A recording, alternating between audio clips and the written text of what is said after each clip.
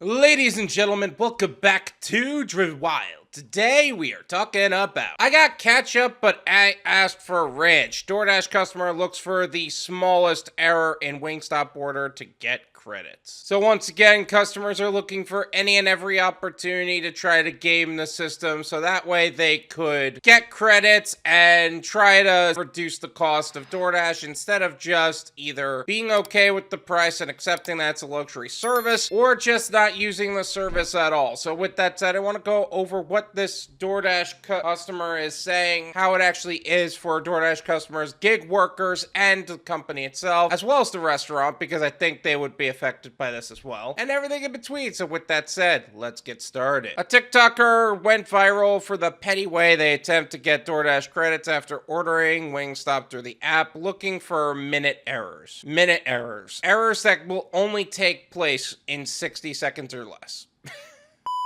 Ashton Chavez, who posts under the handle Vanessa Too Cool For You, uploaded a clip that shows them carefully inspecting a Wingstop order of wings, fries, and a beverage. She pens in a text overlay looking for the smallest error with my DoorDash so I could get some credits. I'm going to leave this person's TikTok in the description as well as their profile so you can develop your own opinions on the subject. But honestly, it's customers like this is why DoorDash is just tired of providing refunds to people. Because of customers who try to game the system over a freaking container of ketchup. In the video, she turns the wings around, moves the fries around, and peeks into the drink until finally settling on the round container of ketchup. The video then cuts to a smartphone screen and Ashton begins typing a message alerting DoorDash's customer service of their order gripe. She writes in the missing or incorrect items text box, I got ketchup, but I asked for ranch. Okay, but for a ketchup, right? They're probably providing that to you for free. What credits are you actually receiving from that? And not to mention, is the driver actually getting affected by this? Now, I am going to say they're probably not getting affected by it because in the event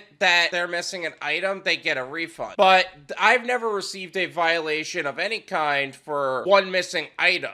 The whole order, that's one thing. But for one missing item, I haven't gotten any reprimand for that. Chef's video has received over 2 million views as of Thursday, with several viewers sharing their own methods to nab credits or even full refunds on their orders in the comments. Things you do for content, huh?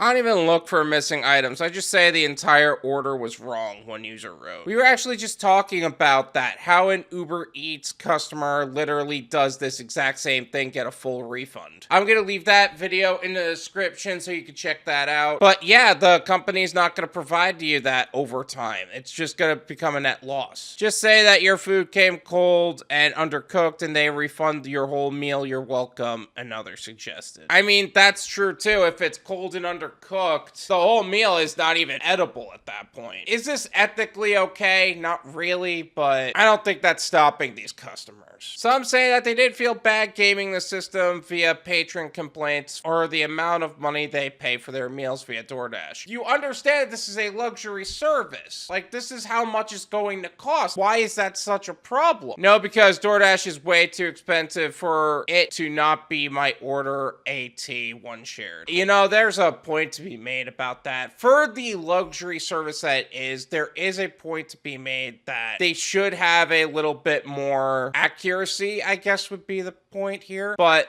that being said, that doesn't mean you start gaming the system. Come on. I literally feel no shame for doing this because DoorDash be adding every fee known to man for the most basic orders, a second added. So yeah, if you use Dash Pass, any order above $12, they won't charge you half of those fees. And if you're ordering orders under $12, why are you doing that in the first place? You're just ruining yourself in that way. A few claim that DoorDash removed their ability to note order errors and refused to give them compensation after several complaints. See what I mean? The more you game the system, the more you ruin it for yourself and everyone else. They took that feature away from me, LOL, a TikToker claimed. I did that too many times and they stopped offering me any compensation, another added. There were TikTok users who ordered that the petty complaints aren't really petty, specifically regarding the sauce for their Wingstop orders. I mean, that's true. Ketchup doesn't really go on wings. If you do have ranch, that does change the order entirely. Like, some people need the ranch or the blue blue cheese just to have wings to begin with. That there is a point to be made there. That ain't a small error. Wingstop with no ranch killed the whole mood. One road. Wings without ranch gotta be illegal. Another added. It's actually not the DoorDasher's fault. It's the restaurant. We can't search your bag of food. And C, don't get them in trouble for being cheap. Okay, again, I don't think the DoorDasher actually gets in trouble for that, but that is a good point to be made. The DoorDasher can't search your bag. It is illegal for us to do so on a legal level, and DoorDash even states that we're not allowed to search the bags personally.